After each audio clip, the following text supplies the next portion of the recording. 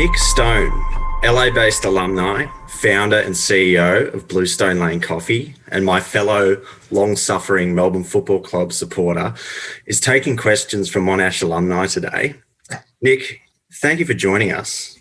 John, not a problem. Thanks for patience this morning. I've been running a bit late. It's a bit early over here on the West Coast for a Friday morning, but I've got my coffee, had a little bit of toast, so I'm ready to go. That's fantastic. We're really pleased to have you here.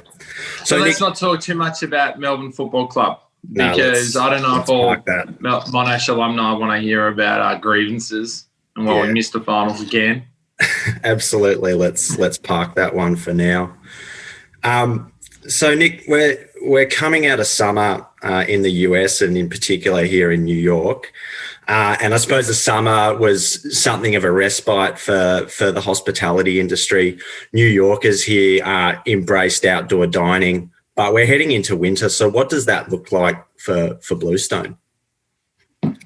I think it's an excellent question and something that we've been talking about as a team and planning for at least 5 months. I think when the pandemic hit in that third week of March, when they effectively shut down the majority of markets that we were operating in, we had to find a way to stem the bleeding and stabilise the business as fast as possible, and then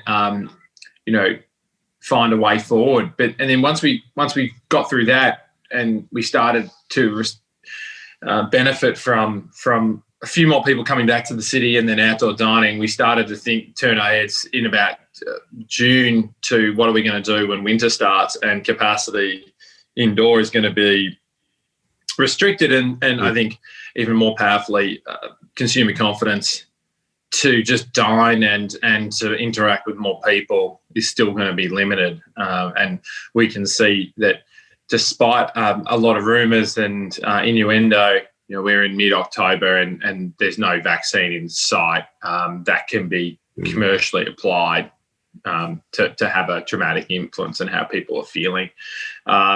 So we are going to probably do what happened in March, which is really focus on order ahead and delivery. There will be in some markets we're up to 50% of capacity allowing indoor dining, but again, like the uptake has been very, very limited. I do think that people are going to feel more confident. Well, I think there's going to be more demand of people just to sit outside irrespective of the climatic conditions. I do believe this year people will actually sit outside where it's really cold. Sure. And just grin and bear it with a bit more resilience. We're also looking to try and heat outdoor patios as much as possible, just to keep some semblance of dine-in. But the biggest challenge we have with our business model, moving from less than 5% of our sales mix was off-premise delivery to actually getting to over 50% in April, is that the quality of revenue is so much lower through delivery because of the delivery charges. Now there's a lot of caps now put in place in most markets, but if you're paying away, it's about 20% of the profit on an item through delivery. It's sometimes you're neutral from a profit point of view. Yeah, you're getting some revenue, helps with the operating leverage, but it's just a lot poorer quality of revenue versus someone dining in when you're saving 20%. So that's something that we're preparing for, and we've been very honest with everyone about the cost structure and the fact that we believe that the winter will be the hardest period without a doubt, which does send a few shivers down the spine given what happened in March and April for our business and most hospitality. We had a 90% fall in revenue and a genuine cliff like we'd never ever planned in our lifetime, but it is what it is. One thing that if I could spread a message out there to any alumni based, well, irrespective of where you're living, really go out. You got to keep supporting small businesses, and you need to, even if it's snowing, you still got to get out there and support them, because a lot of business owners, particularly retail and hospitality, are really frightened, like that they could lose their business in a matter of days, matter of weeks. So it's going to be incumbent on everybody to try and get at there, or we'll lose such a magical part of our cosmopolitan societies, these independent premium restaurants. And, who wants the big homogenous, big box, fake food, QSR landscape? That's not what life's about, especially cities like New York and Melbourne, that pride themselves on having like this most sophisticated culinary and art scene. So it's going to be very challenging, but we've got to remain upbeat, and we've got to be very radical with managing our cost structure, and realise that no matter what we do, we're going to be in a challenging environment. So it doesn't matter how hard we iterate and try, it's going to be very challenging. So we're taking a very conservative approach. Yeah. And Nick, you mentioned there some of, I guess, the shift to digital delivery and the challenges that's involved. But do you think there are any innovations there that Bluestone will embrace over the long term? Oh, absolutely. There are plenty of silver linings. There's been a lot of silver linings personally from this pandemic. But it has been an extraordinary catalyst for us to reposition our brand and change our operating model. And those changes, I believe, are permanent. And it takes, the so-called 60-day rule, 60-day to get a break habits and 60 days to learn a new habit. I do think that by the time we get through this, consumers and the way that they purchase and engage with a whole host of businesses, but particularly retail, will be changed forever. And for us, we pivoted the whole business to mobile only, digital on March 16th. So in a 12-hour period, we went from the ability to walk into a store and order with a teammate, or that's what we call a staff member at Bluestone, a teammate, via the point of sale, to restricting any access to the store. And the only way that you could order is either via your phone or via computer. Now, we've evolved that, so now you can order via your phone, your computer, and a digital kiosk, which we have rolled out into 7 locations, and we're looking to scale that to probably all of our coffee shops, which is about 25. And our cafes, all of our ordering process, again, takes place via your phone, via a QR code. Now, the good thing, and fortunately, we built a lot of this infrastructure pre-COVID, including the ability to pre-order and the ability for all of these channels, including native delivery, which means that we receive the delivery order direct, and we then dispatch it, bid it out for the last mile. Okay. Which saves us that 20% fee, which is huge for us. And we'll take the delivery fee when you spend more than $25 or $25 or $30.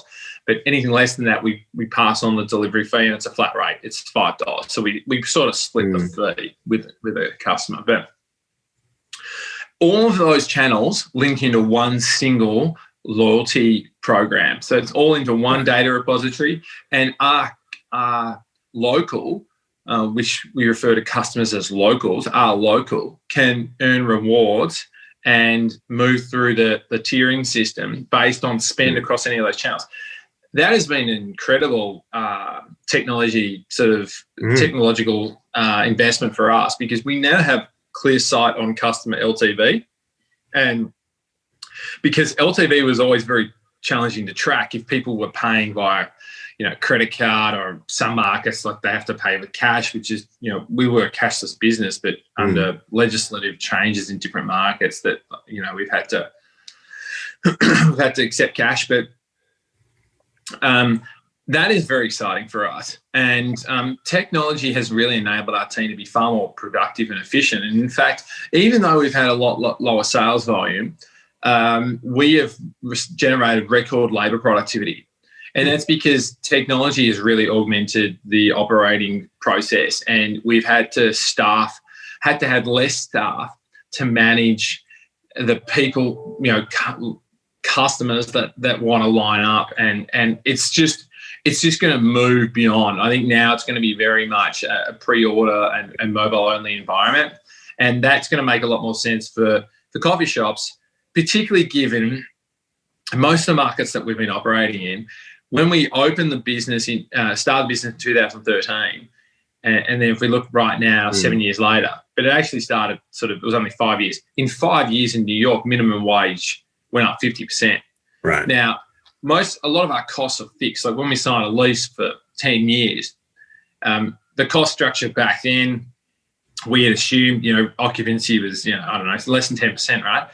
But we factored labour to be 25%. But if labour moves up 50%, like we don't have that flexibility with fixed rent. So technologies are actually going to improve our cost structure. It will mean that there's going to be, you have to be very sensitive to the human connection part, which is how we prided our business on being service-led, not product-led.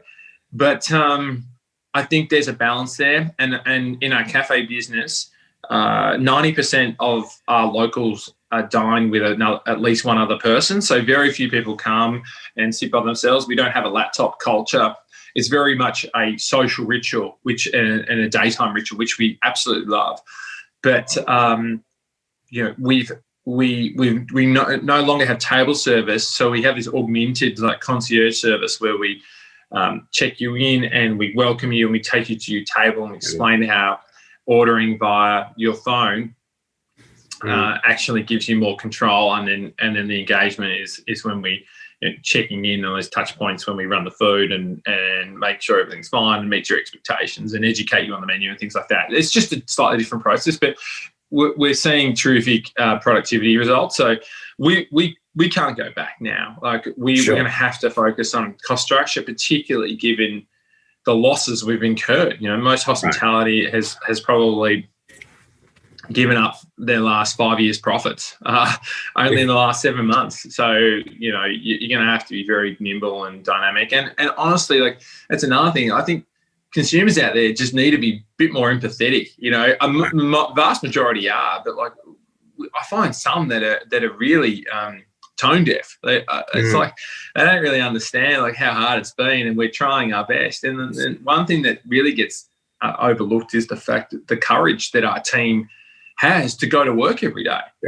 I'm speaking to you from my home office. I presume you're in your home office, your comfortable sanctuary.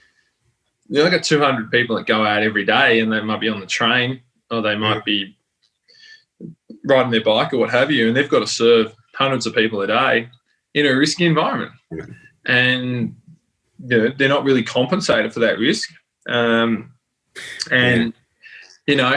So it's a tough landscape, but I think it's forever changed. Yeah, absolutely. And you touched on a bit of that there, Nick, but you had a $50 million coffee business, 50 odd cafes around the States.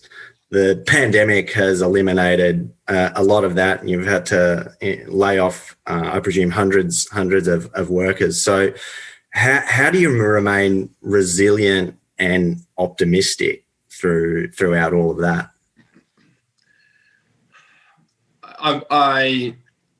What you've sort of remarked on is accurate. Look, we let 650 people go in a space of 7 days, and it's very personal when you're the founder as well. I'm not just a hired CEO.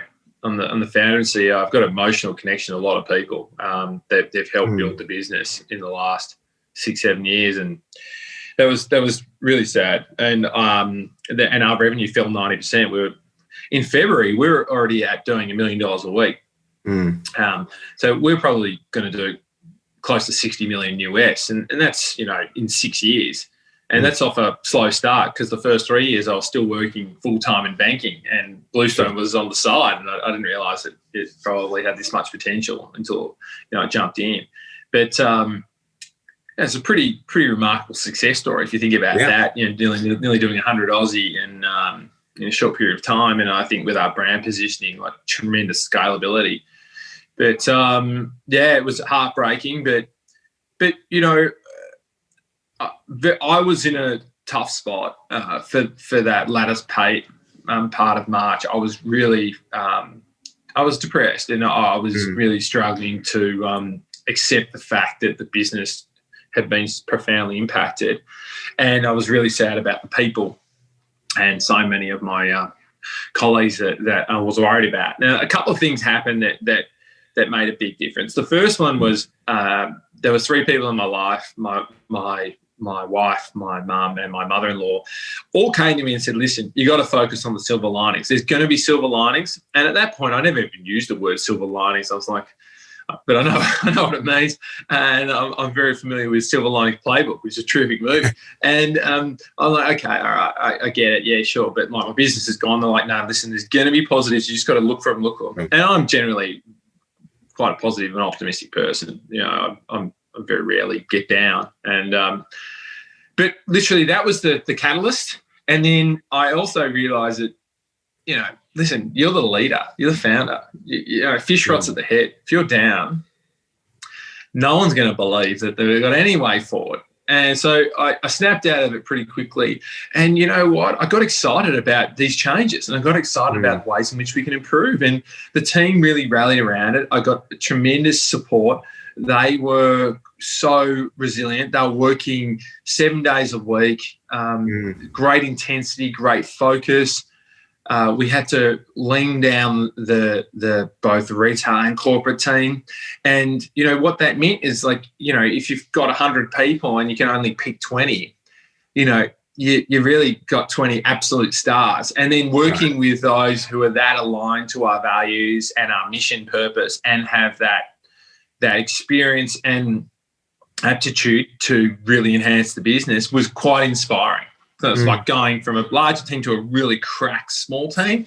And that process I really enjoyed. So, you know, for us, like, we just saw ways in which we could change the business, and we were very realistic about how hard it is. And we started setting goals. So we set short-term goals, and then we started rolling these 60-day goals, and we're on our second phase of 60. So the first 60 days covered August and September, and then the next 60 is now October, November. And it took us to that point because we didn't know how the business was sort of tracking, and it was hard to set goals because it depended on opening some stores. But we set the 60 days for August and September, and we actually hit all of them. Like, it was amazing. Wow. And then, so now we've set the second round, and I think we'll get there too. And that's really given a lot of people confidence. And it also enabled us, we implemented temporary pay reductions across all roles, all sort of salaried roles. And then depending on your tiering, we removed those at particular points in time. But it was really pleasing after the 60-day that we could, in the vast majority, remove anyone's temporary reduction in salary. And in some cases, we're paying people, we've given them pay rises, and everyone's getting a stipend to cover their work from home expenses. So given the challenge in the business and the economic impact, like, it's been really pleasing to do things like that, and it's been a direct result of achieving some milestones. So yeah, you know, you have to stay upbeat. If you're the leader, everyone's looking at you. And, you know, what benefit is it going to be, you know, groveling around like what it could have been? Like, sure, I can build back Bluestone. I just got to be able to survive this period, because I know once I get through it, I know people love our product. I know people love the experience. I know that they trust the brand. I know that we could work in a lot of different places. But I just got to get through this period. I got to get through this period. And this is why it's like literally survival of the fittest, and you got to make brutal decisions, because COVID will dissipate. We'll either get a vaccine or we'll learn to live with it, because life must go on at a certain point in time, and people want to get coffee still. So I've got to just get through, because the product demand is not going anywhere. It's stood the test of time, and it's fortunate that you know, we're in the category that is entrenched, and there's a lot of big incumbents out there that don't do it as well as us, and that's the white space. Yeah, absolutely.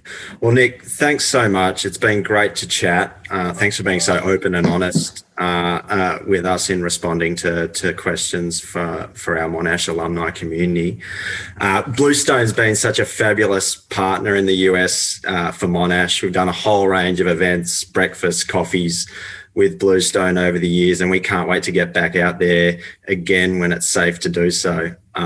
So yeah, thanks for your participation. We really appreciate it. Oh, thanks, John. Listen, you and the Monash University have just been extraordinary supporters, and I love my time at Monash. I'm a proud alum, and I know the education industry's undertaking a lot of change as well. So I'm thinking about everyone, and we'll get through this together. And I'm very grateful to see Australia is probably going to get through there. They're going to get back to pre-COVID soon. I'd say by Christmas, and how magical will that be? I don't think the US will be there, but Australia will be. So, and it's good to hear that the travel bubble with New Zealand looks like it's going to take off. So, thinking of everybody, and stay safe, stay positive, and don't waste the crisis. That was always something that I talked a lot with my team about. Don't waste a crisis, and I've had a few challenging ones in my life, and this is another one. And we have not wasted it. We have been impacted dramatically economically, but in many cases, like, the business will be better post COVID, and with the tech enablement. And certainly the investment we've done in some areas that we probably didn't have the time to do fully. Mm-hmm. We've used that to make sure that we can improve our training systems and standards and LMS and what have you. So it's not going to be wasted, and we'll be Absolutely. Fine. And I'm sure there's a lot of business out there doing the same thing. Absolutely. Thanks again, Nick. Really appreciate it. Thanks, John. Bye. See you, mate. Bye.